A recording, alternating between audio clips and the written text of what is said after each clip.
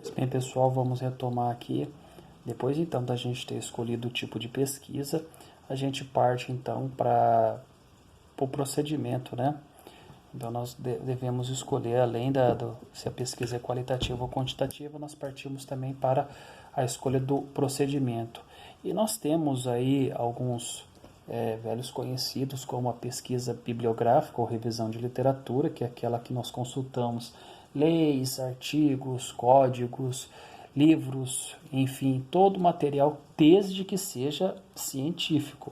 Então aí a gente pode excluir Wikipédia, a gente pode excluir Google, né?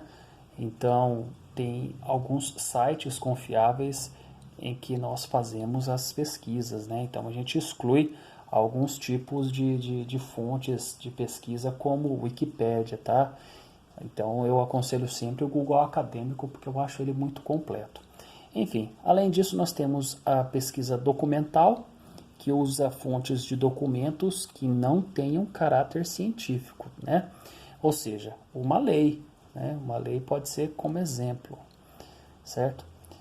E além disso, nós temos o estudo de caso, né? Que retrata exaustivamente os aspectos de um indivíduo, população, organização, ambiente, situação ou fenômeno, né? A determinada população tem uma doença que sem diagnóstico ou ninguém consegue solucionar, o pesquisador vai lá e atua nessa área e consegue achar que, de acordo com a contaminação do lençol freático que teve já naquela determinada região, então a população, em contato com aquela água daquele local, adquiriu então determinadas doenças, como por exemplo o câncer, né?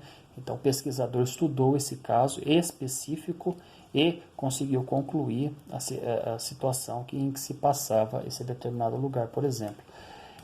Por sua vez, nós temos a pesquisa experimental, né, que é aquela pesquisa mais voltada para a área da saúde. O pessoal utiliza os ratinhos lá, enfim, que é padronizada nos laboratórios. Manipula variáveis para avaliar o impacto de uma sobre a outra. Já parte para a área da saúde, já nem tanto nós utilizaríamos muito, né? Pesquisa ex post facto parece com a experimental, pois realiza um experimento, mas depois da ocorrência de determinados fenômenos. Então, depois que aconteceu certa coisa, aí que eu vou tentar estudar e pesquisar e assim tentar achar a solução para esse problema, né? Nós estamos aí vivendo essa questão do coronavírus. Um pesquisador poderia, né, conseguir aí achar a solução de uma determinada vacina, né? Então ele poderia fazer uma pesquisa aí de cunho experimental ou também ex post facto, né? Porque nós já temos aí casos graves e gravíssimos, pessoas evoluíram a óbito.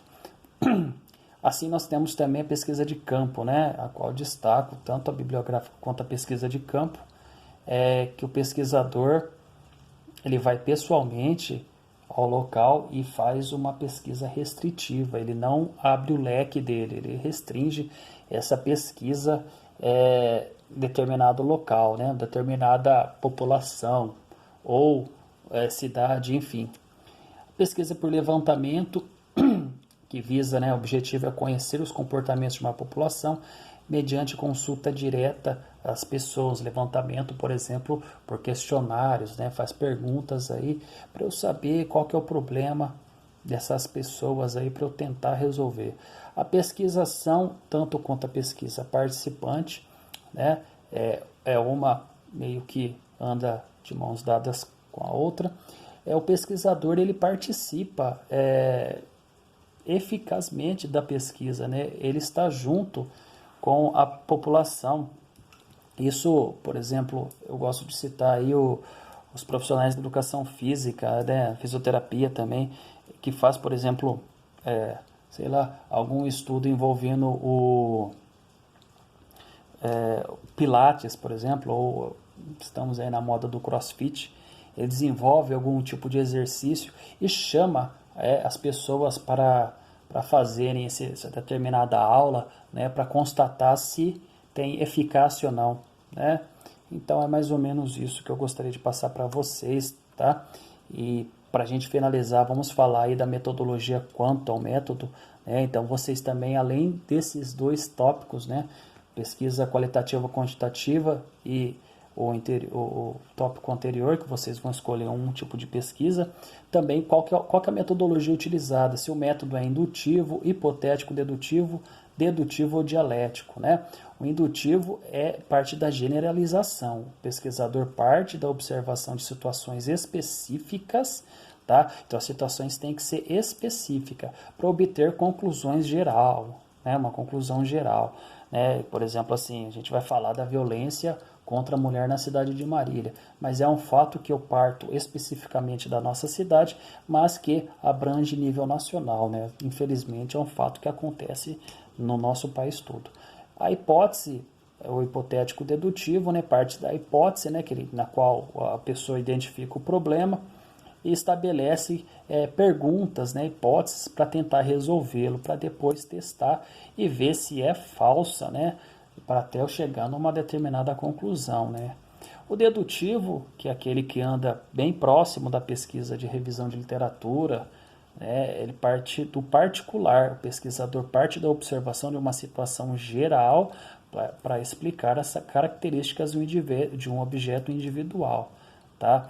Então, se eu for falar de qualquer área da educação, eu começo falando da educação básica de forma geral, até eu chegar, por exemplo, na educação infantil ou no ensino fundamental, que é o meu foco de pesquisa. Eu vou falar, então, do autismo na educação infantil, né? Então eu primeiro tenho que explicar aí toda a educação básica, todo o seu aparato, de onde começa até onde termina, o que é educação, tá? Para eu depois restringir. Esse é o método dedutivo. E aí nós temos, por fim, o método dialético, né, que é um confronto de ideias. A tese, né, o seu ideal é a ideia inicial, né, confrontada com uma antítese, né, que é a contrapartida, que é a tese contraditória, algo que vai contradizer, tá? Por fim, identifica-se o resumo, né, a síntese, como resultado de ponderação. E aí a gente finaliza então esse vídeo e aguardamos o próximo, que é o final dessa aula dessa semana, tá bom, pessoal? Um abraço, fiquem com Deus.